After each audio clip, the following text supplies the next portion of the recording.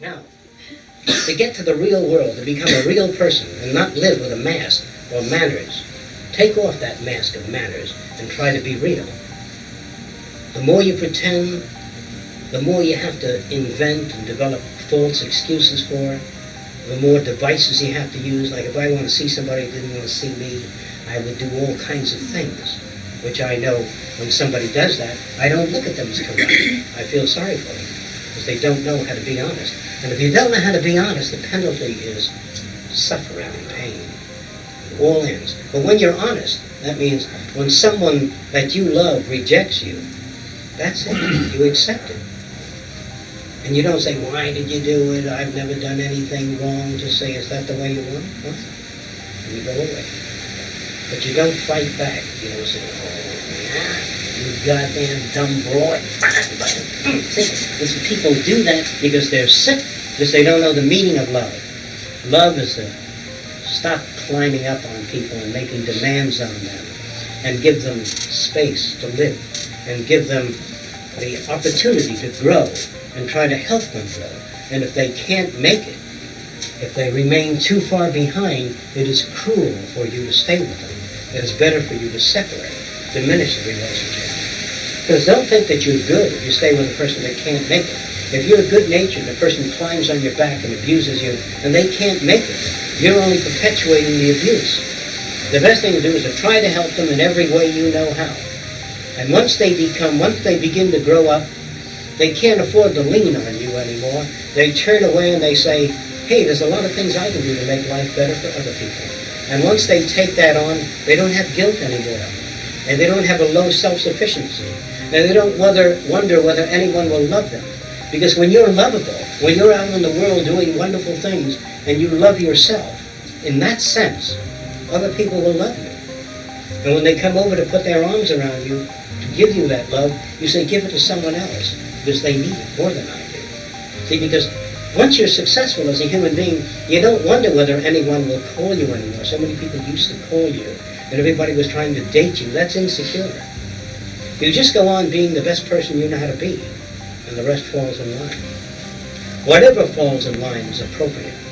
Now, if you become the best person you are, and some guy gets you in an alley and runs a knife into your ribs, and takes your money away and runs away, you walk, little man, in pain to the nearest place you can get and seek aid. They'll say, that son of a bitch. You know, because that son of a bitch is you in another environment. That's a very hard thing to learn. Now, do you have any questions about what I'm saying? I'm not telling you what to do. I'm suggesting that you consider the other person, which we never do. When somebody hurts me, I always say, that no good son of a bitch. When somebody lies to me, that son of a bitch is a liar. See? Instead of saying, gee, I wonder what kind of environment they had come from to force them to behave in such a way. They can't even afford humanity. So, when you grow up, you stop feeling sorry for yourself. But you got to work at it. You got to work hard at it. Now, what's your question? But I thought you were just putting down any affiliation. I'm putting down any kind of behavior that deals with mainly the self. That's where sickness comes. When you say, you know, nobody loves me, I'm 33 years old, I'm not married, and Jennifer's got a car and a house and a yacht, and her husband brings a lot of things, and her husband loves her, and my husband doesn't love me, and all that kind of shit, see? This is the shit that I'm talking about. That's the investment you make. And if that's where you're at, I can guarantee suffering until the day you die. That I guarantee. If you live around and nobody loves me, I'm 33 years old, I'm not married, my husband never whispers sweet nothings into my ear, that's it. That's when you're sick. Now, if your husband isn't warm and lovable, you ought to feel sorry for him.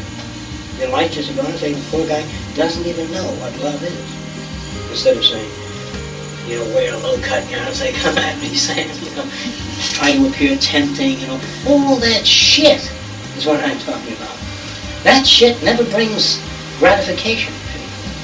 You know what it brings? Shit. If you don't understand what I'm talking about.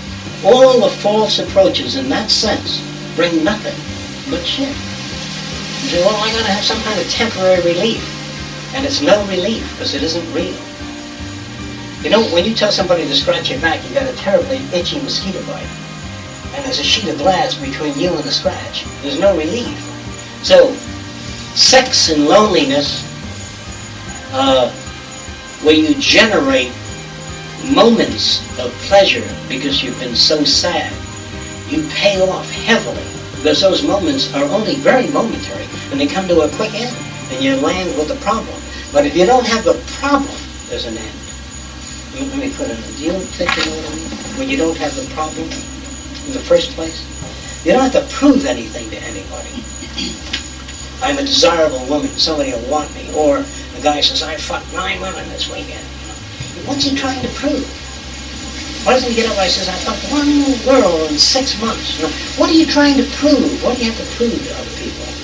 Why are men always trying to walk around proving that they're very virile? Why are they trying to prove that they got everybody flocking to them? There's a problem there. Why do I tell you I built the Fontainebleau Hotel? What's the matter with me? Why do I have to tell you that? See? Because the people that are always trying to prove something, in that sense, are the people that live in poverty. You know, Howard Hughes doesn't walk around opening his wallet, showing you $1,000 bill. He doesn't do that. You know who does that? A guy that was always called a bum, never amount to anything. Why, you guys never get nowhere, and you always be a shoe shine boy. When he makes it, he comes back to that area with his $40 suit, and he opens the wallet to these kids, you see. He made it, but he has to come back every week. You understand what I mean? These people, this is the sickness I'm talking about. If only somebody could love me. Well, turn around and ask yourself this question. If you were a guy, would you love you? Hell no. Because I'm not that lovable. See? So stop worrying about whether people will love you. Once you have compassion for other people and get off your fucking wheelbarrow of the self, get away from the mirror, break every fucking mirror in your home, comb your hair, take a bath, remain clean, and then it's easier. For whatever affection you get then will be real.